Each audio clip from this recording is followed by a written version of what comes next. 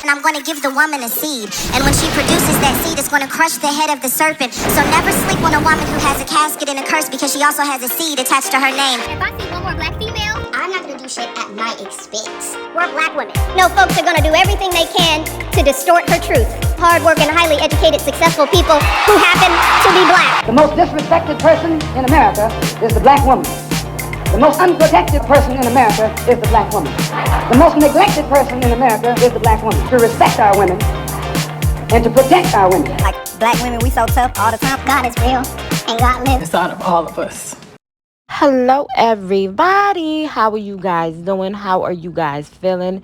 Here lies a story about potentially racial profiling. Now that's the question, right? The question is this situation a racial profile situation, or is this just simply a situation to where a young woman felt as though she was late at night alone, that somebody was following her and she panicked? That's how she speaks about it. But a lot of people in the community, the African American community, feel as though that this woman was actually racial profiling this man, and especially during this day and time with Trump, becoming our president, and how the police deals with people of color. We've seen a lot of, people senselessly losing their lives. So people feel as though that this is a situation that could have escalated had this young black man not, acted in a way to where he was being respectful and he showed no aggression.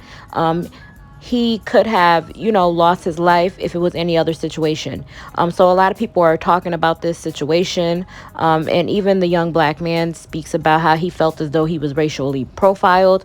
The young woman feels as though because he is a light-skinned, fair-skinned black man, still black all the same,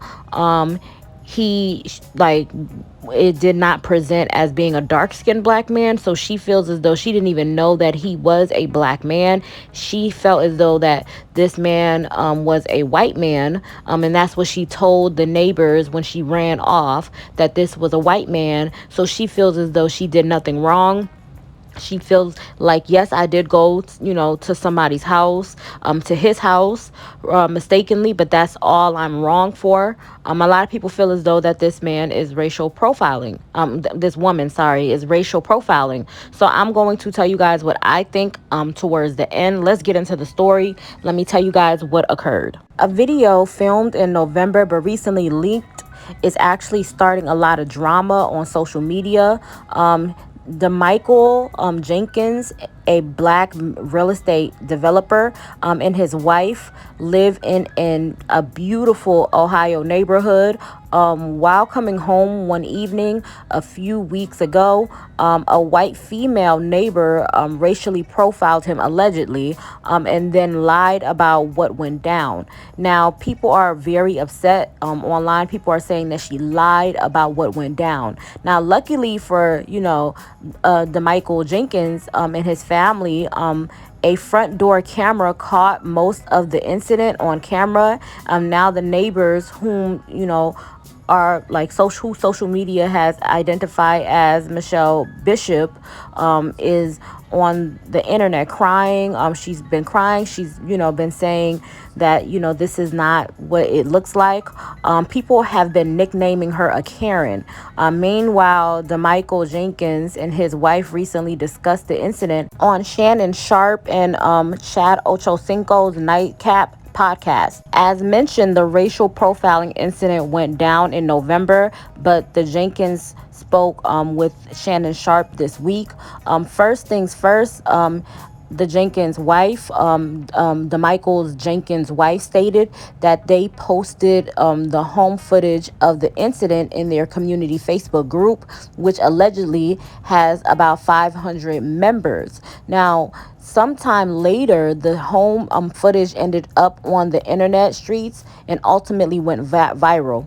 Now, damichael Jenkins said that he was arriving home at about 6 p.m. At around 6 p.m. and admiring their home Christmas lights when he spotted a woman with two kids in his driveway. Despite not thinking much about it, He asked her if she was looking for someone. She allegedly ignored him and continued on his front porch. He proceeded to park his car while the woman rang his doorbell.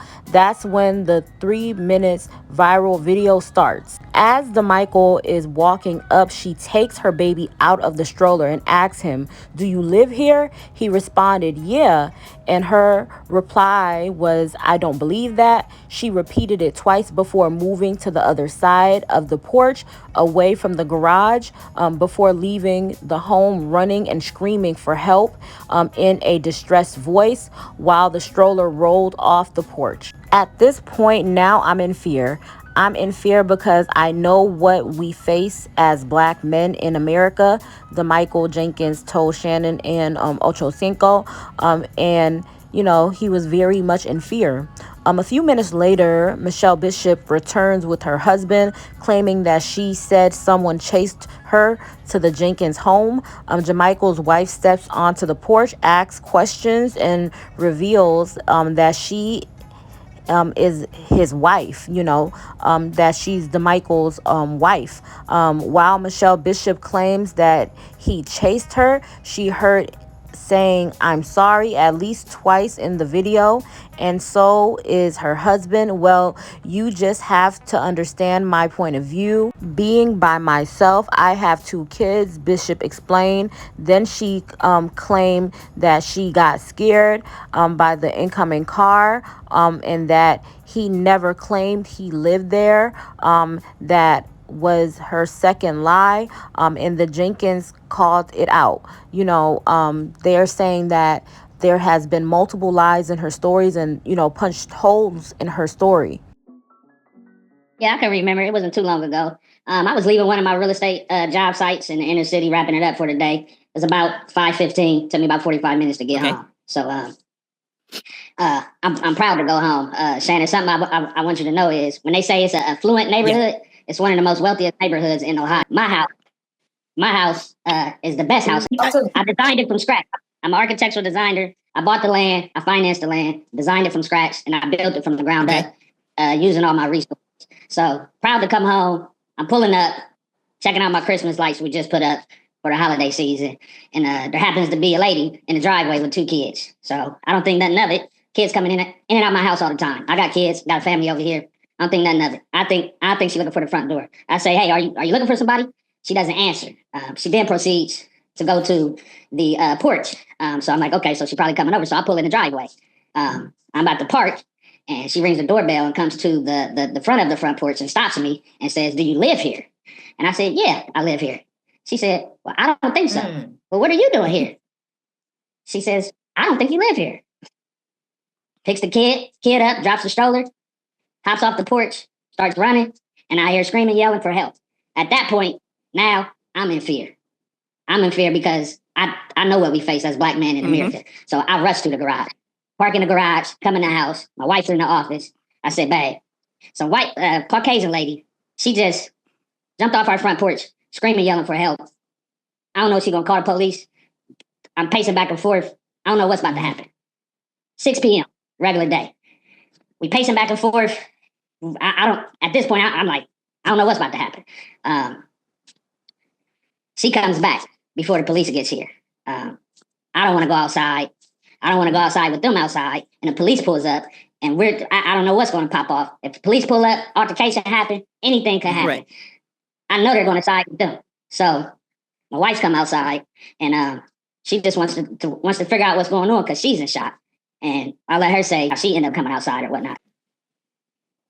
I was in my office working, and I'm confused.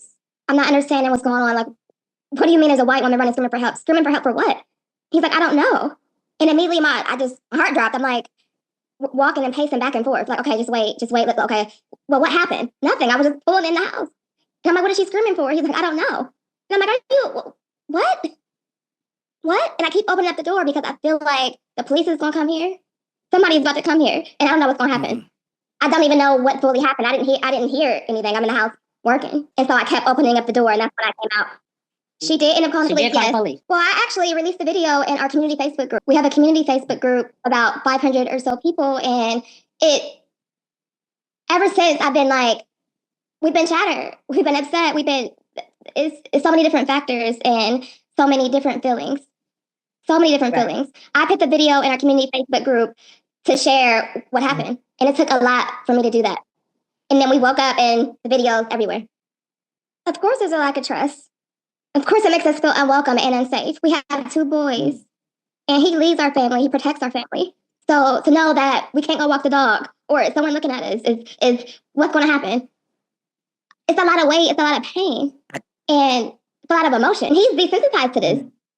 I still hear it in your voice. So, of course, not once have we got, I thought the next day maybe there would be some flowers at the door saying, not once has this person reached out to us to give us a sincere apology. HOA. I reached out to HOA immediately after it happened. Immediately after it happened, I reached out. HOA ghosted me, Wow. for lack of better words. I've been in the neighborhood for 3 years. I built the house from the ground up. I know the developers in the neighborhood. I lived in the front of the neighborhood while I built the house. I walked to the job site every day. So, have I seen her eye for eye? No. I walked by their house and seen them on the front porch. When they came, I didn't recognize them, but I was going to say it's a 90% or more of the neighborhood is predominantly Caucasian. So we're one of Black families in the neighborhood. And our house sits all the way in the back of the neighborhood, and the people ride by and take pictures every day. And there's a lot of publicity with our house. So it really was, it was shocking. But they stay to themselves in the neighborhood. Well, that's when I was battle tested as a Black man, as a man that had been to prison, that's, had to transition and learn how to put pride and ego to the side and control your emotions. Okay. That's when that kicked in. That was the ultimate battle test. Because in my mind, I said the audacity of her. That was in my mind, but I had to control my emotions in the moment because I knew where it could have escalated at. I'm thinking, well, what if she had a gun? Correct. Would she have been running, or would I have been running? It took everything out of me, not to get out of character, and especially when they came back. She brought her husband back. He was real standoffish. I was scared to go outside, but I sat on it. I was listening. I said, I can't let my wife sit out here with these people. What if the police pull up? Correct. So I went outside and I just had to make my face known, and I had to let them know I do live here. A Black man does live here. I did build this house from the ground up. I did design this house. I had to show my face. And as soon as I came outside, you could tell they switched it all the way up. Oh, let's get out of here. Let's go. They switched it all the way up. I hid in the house. I didn't talk to the police. I'm not about to come out there with them. Those police might gun me down. I made a police report. It was emotional to make a police report because we all know what happens when you call the police. So I had to think to myself, do I go outside? It's dark. Do I let them come inside? Do I sit up? Do I stand down? Do I let my son stand here? How do I explain this to him? And even explaining and sharing that this lady racially profiled us. She ran from our house screaming. There's no telling what people can think. My son came home from work, who's 17, and said, Mom, what if I was taking out the trash? What if she had a gun? What's going on? Why are the police here? But I knew I had to make this report.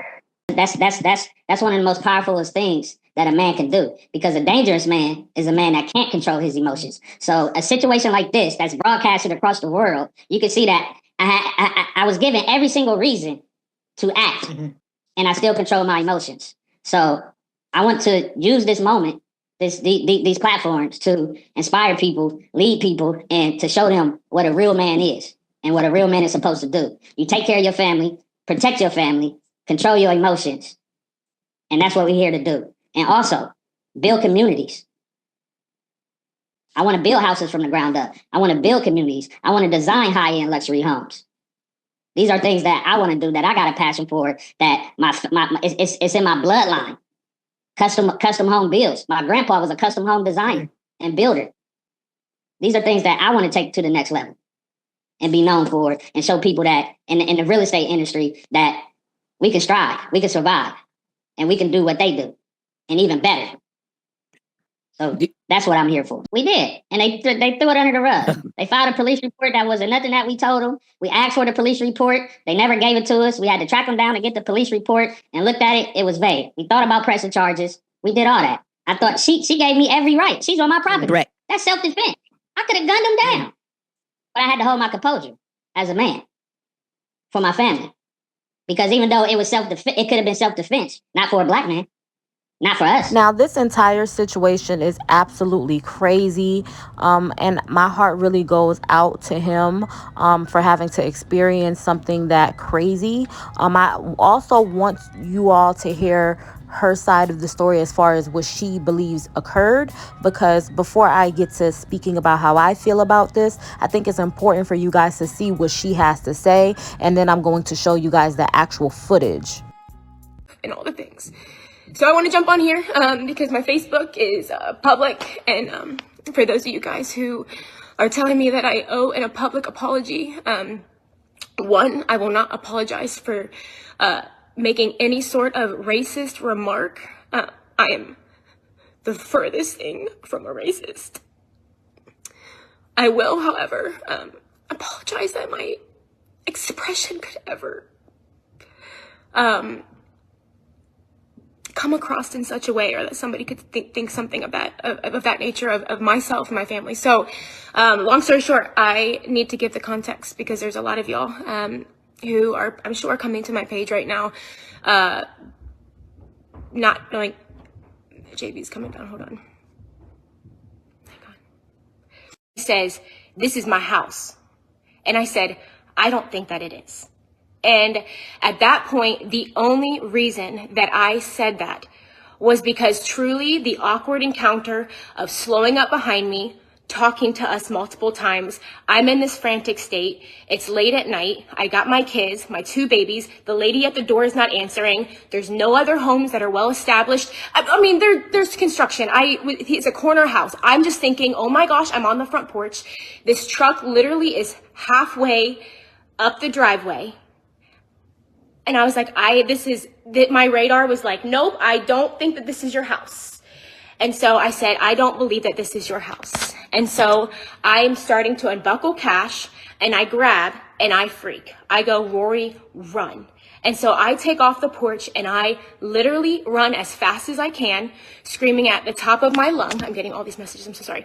Screaming at the top of my lung. I have never, ever, ever screamed the way that I screamed. And I'm running through the front yards of everybody, praying that the Ring doorbell would capture us. Finally, to get to a woman's house, I'm bang on the door. And at this point, I'm dialing 911. And I said, "Can I please come in?" And the woman said, "Yes, come in." And so I'm staying there. I'm talking to the sheriff. And more than anything, I was not looking for him to come to my rescue at this point. My husband was going to come. I'm in this woman's house. The door is closed. And I tell the man, he said, "Do I need to come out?" And I just said, "No." I said, I was just calling to let you know that this just happened. My husband's going to come get me. And he says, he asked me if I wanted him to come out, and I said no. And so the woman then, I was at her house, she literally asked me and said, she said, "I don't know how to ask this." She goes, "But was it a black man?" Because she goes, "It's a black family that lives there."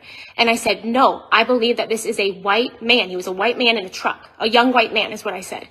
And she said, "Okay." She goes, "Because that's a black family that lives there." And I said, "No, I don't think that it was a black man." And then when my husband got there, I stood out front, and we're still trying to get the Ring doorbell footage of me talking to my husband. But he asked me again, he said, "What house was it?" And I said, "It was this house right here." And he goes, "Are you sure it wasn't a black guy?" He goes, "Because that's a black family." And I said, "No, I don't believe that it was a black man."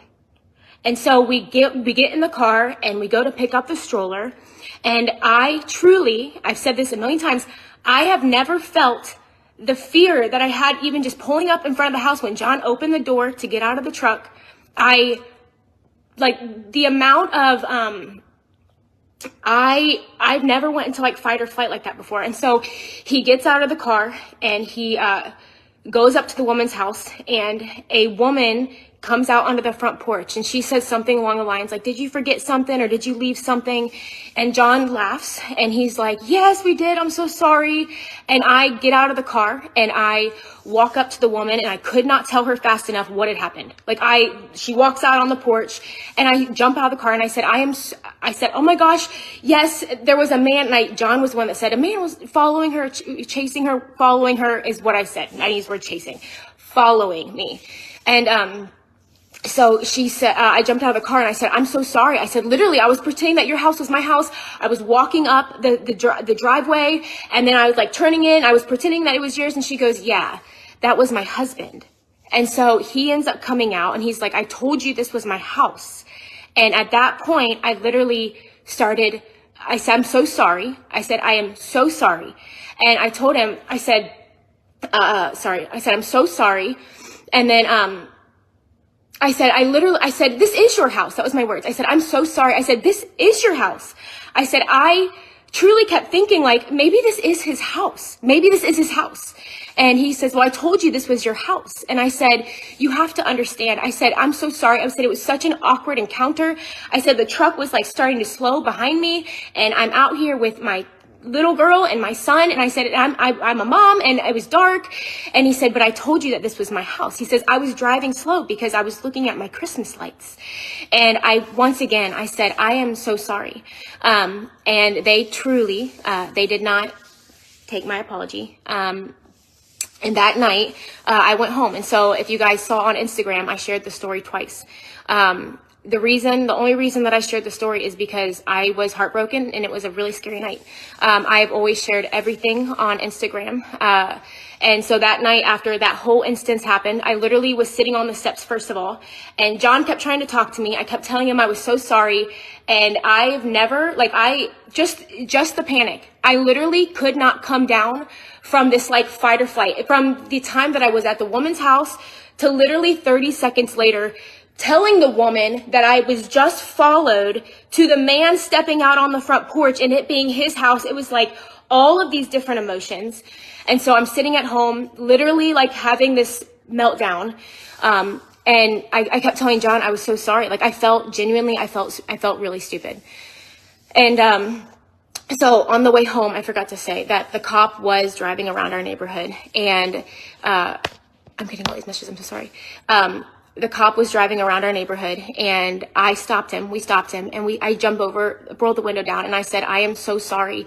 I said, I'm so sorry. I said, it was his house. It was a misunderstanding. I'm so sorry. He was like, it's okay. I'm glad everything's fine. I was like, yes, it's fine. So I ended up, we went home.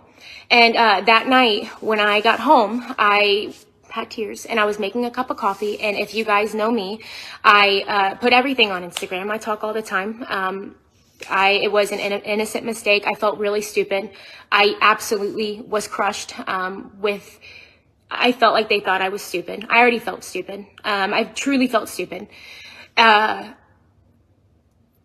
I said to them on the porch, like I kept thinking like maybe this is his house. And then like I'm running and screaming at the top of my lungs. And so yeah, like I felt dumb for sure. So I went on Instagram, in my story, I still have it archived, and I like have tears and I'm making a cup of coffee. And I said, I was like, man, you like talk about a night. I'm like, man, my night just completely took a left turn. And I was like, super scary. I was like, I'll have to fill you guys in later. So I went live that night. And then I went live again the next morning. And I have to tell you guys, I have been on social media long enough to know that there's a lot of scrutiny. And so by me going live, I did not think that I was doing anything wrong. I was sharing the story of what happened, better safe than sorry, how scary it was, just what I went through. Like, that's the only reason that I went live. At the end, I talked about how I felt stupid and how this couple, twice I apologized and nothing came of it. And so, yeah, that crushed me. I did feel really stupid. So that is the story of that night. Many of you guys were on those lives, and so you guys know the exact emotions and state that I was in. So we are here. And it wasn't until about 2 weeks ago, maybe a little less than that John was sitting in the living room, and he called me the day prior, and he asked me a question about, did you ever say he said, did you tell the woman that he was black? And I said, no, I told her that I thought he was a young white man. He's like, I thought so. And I was like, that was really weird that he called and asked me that. So the next morning I was doing my morning reading, and he sits down in front of me and he's like, we have to talk. And so he told me that there had been a letter floating around our neighborhood that had been posted in our mailroom that had said something about a racist profiling in the neighborhood. And so, of course, you throw racism into the mix, it gets really yucky. And that was the furthest thing from what it was, to the point of literally, we have a handwritten letter from the woman's house that I went to. I'm trying to get the Ring doorbell footage of me standing on the porch telling John when he asked, you know, are you sure it wasn't a black man? And I said, I think it is a young white man. But she wrote a letter. She was like, I'm happy to speak on your behalf. You absolutely told me that you thought it was a white man. And so we had 2 days in a row, the letter was posted in the mailroom saying that there was a racist profiling, not mentioning our name, but it was in reference to that night. It was taken down 2 times. And then I believe there was an email sent to our followed 20 minutes home, and my car was broken into when I was at the store. And when I was a little girl, we had a man banging on our door and helicopters hovering over our home. So did I overreact? Yeah, maybe a little bit.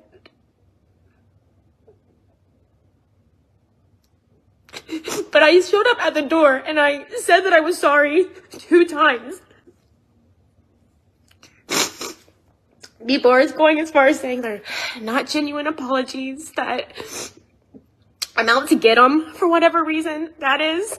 I don't know how it could be twisted that way when I literally thought he was a white man.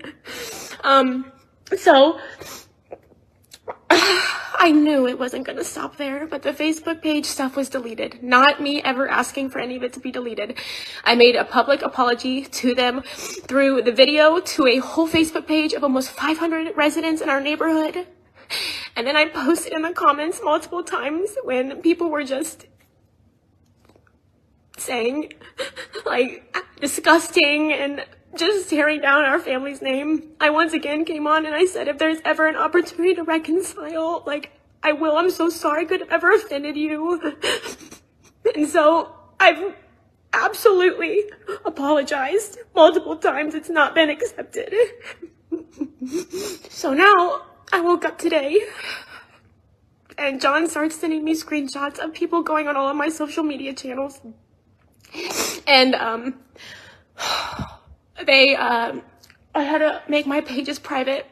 On one of the videos of us talking about opening our store, there were over 360 comments, some of which absolutely were from our members, but I would say over 300 of them within a 10-minute span were from people coming to absolutely attack us, saying anything and everything you can imagine, from hating on my faith, tying that to racism and me not being who I say I am, to my family, to be on a lookout, to our business is destroyed, to you can imagine everything that's being said, to our direct messages, to my friends and members being messaged saying that I'm a racist, going as far as saying that I was trying to have a black man killed.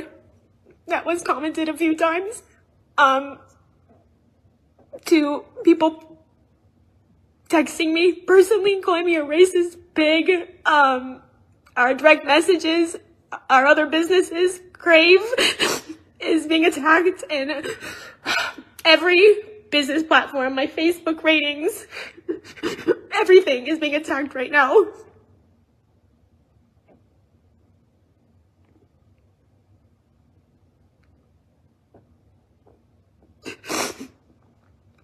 So,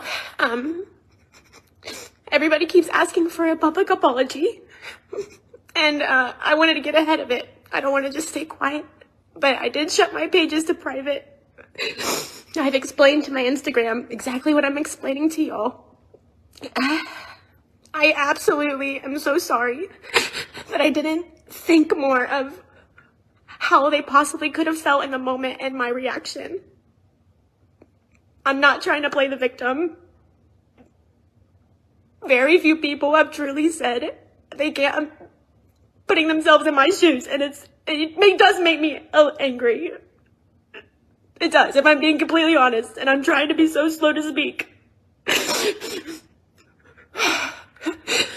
And I have said multiple times how stupid I felt. I even looked at him, like I said, when he came out on the porch. And I said, oh my gosh, this was your house. And I said, I kept thinking to myself, what if this is his house? But pulling up behind me, whether it's to look at your Christmas lights or not, I didn't know that. All I knew was it was dark. I had my kids.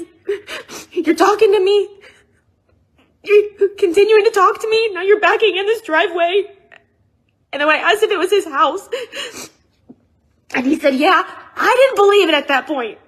This was getting so awkward. I just continued to feel like I was getting pursued more and more. It had nothing to do with the color of his skin. He could have been purple, orange, whatever. He was a man in a truck pursuing me. The tone of his voice was not welcoming or comforting at all. And so, yes, I panicked. Did I overreact? I don't think so. So, I'll leave this here for you all to decide what you believe. Now, from her perception, this is what she believes occurred, and I wanted you guys to see that so you guys can have an understanding as far as from her story what occurred and what she witnessed and her point of view. Her saying that, hey, she didn't even know that he was a black man, so she couldn't possibly be racial profiling. She's saying because he was of lighter skin tone, so she couldn't have been racial profiling. This is a very crazy and very I would say serious matter. So for her to say, hey, I wasn't racial profiling, however you just decided to run, I want to speak on that. But before I do, I want to tell you guys what occurred. We need you.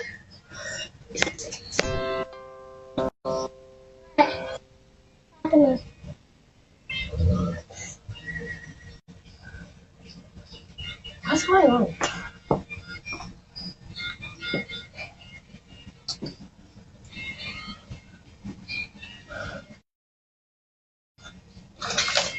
Do you live here? Yeah. You do? Papa. I don't believe that. What? I don't believe that. So what are you doing here? Rory, come on. Rory, come on. Hey.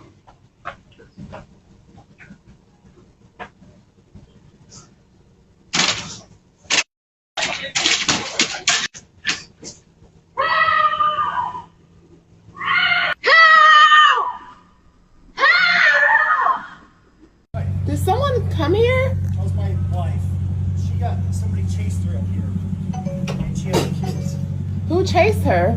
She said somebody in a silver truck. A gray truck, and he came So around the corner, I don't and know if you guys have a I was reading. in the street, and so I come up, and I just have my kids, and so I'm like gonna pretend that I'm coming home, and so I pull up and I start walking to your back gate, and he stops here and he goes, "Are you looking for someone?" And I said, "Nope," and then he sat here, and I was like, "I need to get in." Well, that's my husband. That's why he lives here. Yeah. He lives here. So he came in and he said there's this lady screaming, and I'm like, that's... She got all worried that Scared the crap out of me. How? Yeah. I'm so sorry. How did he scare you, I though? had a feel. I just seen her in the driveway and I was like, are you looking for somebody? Because I was pulling up out And I home. saw someone walking in our driveway, too, and I'm like, why is someone walking in our driveway? Well, I'm Well, there sorry. we go. All right, sorry. She said that someone was following her. So you were walking from there? No, you came this way, didn't you? No, I came down this street right here. Yeah. And I was riding slow because I'm looking at our Christmas lights. Well, you just have to understand my point of view. Being by myself with 2 kids, I just saw a car coming, and so I was like, oh, it scared me, and so I just pulled up here, and I kept thinking, this could be his house. But you didn't say, this is my home. You just said, are you looking? And I was like, I did. When you was on the porch, you asked me, did I live here? I said, yeah. And you said, no, you don't. And you said, I don't think you do. It was obviously you could tell that I was really caught off guard. Like, I'm pulling in my... It's like I'm pulling in my house. Like, this is not... This neighborhood is probably one of the best neighborhoods in Ohio. It is. I don't... You don't have to worry about stuff like that. Well, I'm very sorry. I really hope that you're not upset with me. Come on, baby, go in the house. Let's go. You told me that I didn't. You said you didn't think I live here. It was the way that you were talking. I was so caught off guard. I'm so sorry. Okay, so I'm going to tell you guys what I think about all of this. I believe two things could be true. I think that this woman definitely has dealt with a lot of trauma in her life, and that, she is in some way shaken up. But if you are going to live and exist in this world that we live in, you have to go out and get yourself some therapy. You have to go out and get yourself some help. It is your responsibility to make sure that you are of sound mental, mind, body, and soul before you go out in this world and start making decisions that affect other people. I feel as though that you went into somebody's driveway. You could and you should have opened up your mind to the idea of a possibility of them living at this resident, period. And you were on their property. They could have shot you. They could have done anything to you on their property, and they, by law would have been right to do so because you were trespassing their property. I'm not here for the random yelling and screaming, because it's one thing if you don't feel safe, you can continue walking away. But not only did you run off, but you called the police. And this young man could have honestly his life could have been in danger. And we're not going to sit here and act like color wasn't a thing, because even if you did not know if this person was a person of color or African American person, this person had dreadlocks, this person, if you didn't believe that they were black, because a lot of the times individuals say that, hey, they don't see color, when in actuality you saw that he was a black man. In my humble opinion, I feel as though she knew, even the way in which he talks, and I don't mean it as in any way of judgment, but I'm saying that there's a certain level of confidence us as black people have, and he had that, that certain pizzazz. He wasn't boring, and even with that being so, if you're saying that, oh, you didn't know that this person was in any way, shape, or form black, why then, in my humble opinion, right, did you just assume that they did not live in that? Because it's a rich neighborhood, it's a well-off neighborhood, you just assume that, oh, they don't live here, or they couldn't possibly afford it. It gave that. I don't know if that was her intention, but it definitely gave that, in my humble opinion. And then you running away is one thing, calling your husband is one thing, but you called the police. Now, in some cases, police see you crying, that they see Caucasian tears, and somebody could have lost their life, if this situation would have gotten out of hand, if he would have acted out of character. And him going back home and not accepting your apology is because he felt like his life was in danger. And you definitely profiled him. I know it's a hard thing to accept, but you have some, things that you're not aware of, to where you are biased, or you feel as though certain people don't, can't work hard, or they don't have the means to get certain things. I don't know why, but all of your energy just gave off that, that's what it gave to me.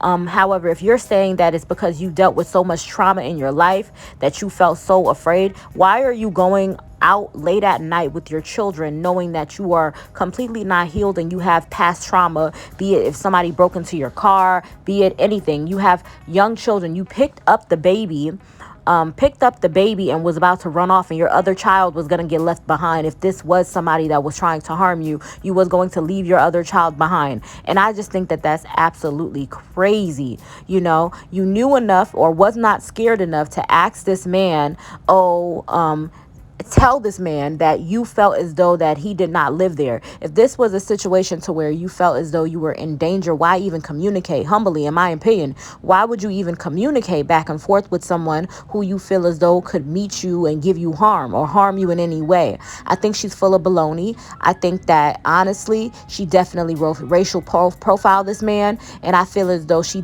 handled the entire situation wrong, and I feel as though she needs therapy, because if there is more trauma apart from the racial profiling piece, you have trauma, you're afraid that somebody's going to go and get you.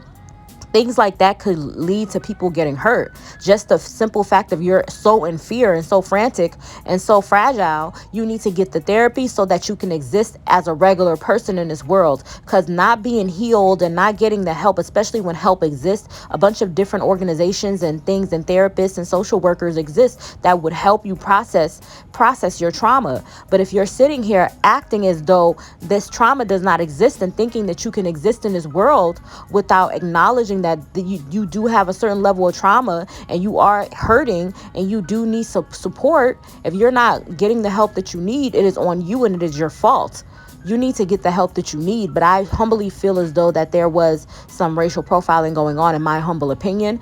And I feel as though she just needs to, own up to it, admit it, and say, hey, I have some racial biases coming up, maybe from family or whatever, from growing up, my childhood, whatever that exists, and I need to be educated, and I want to be changed, and I really want to get the help that I need. I did not mean for this to happen. I apologize. You could have gave something like some flowers, the next day, something that indicated that you were apologetic. But for you to say, hey, I apologize to them, and you're coming now to us saying that you're not going to apologize. Every time when you do something wrong, whether it's accepted or not, you apologize, especially if you know that you did something wrong. And I don't buy the tears. I'm sorry. I've learned that people have been using tears and weaponizing their tears, so I don't feel bad, especially for a Caucasian woman crying, because I've known in the past, I'm not saying that this woman particularly is doing it, it has been weaponized. So I feel as though this story did not call for,